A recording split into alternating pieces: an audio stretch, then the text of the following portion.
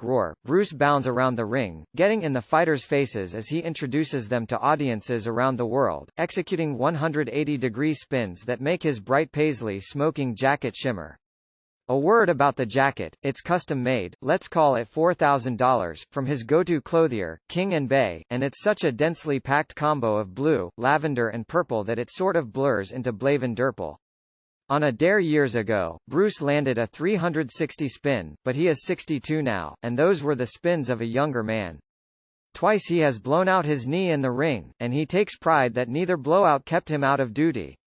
He is an announcing autodidact, and one of his tricks is to add an H to as many words as possible. Fightting out of the blue C horner, Bruce spins 180 degrees and points to the blue corner.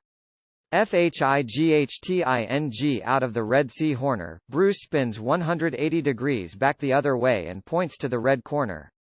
Listen, catchy little f-ing things like that I'm not really into, UFC President Dana White told me over the phone. But Buffer's "it's time," the way he delivers it is incredible. And it's become a thing. This guy is a total perfectionist. This guy doesn't miss a show, never, no matter where it is, how close the shows are together, he will fly anywhere. He's always very prepared and kills it every single time. Listen, Devin Gordon discusses how the most famous voices in fighting found each other on the ESPN Daily podcast. In the days leading up to the McGregor fight, Bruce cautioned me that he'd be kind of locked in during the action, and I planned to keep my distance and let the man work.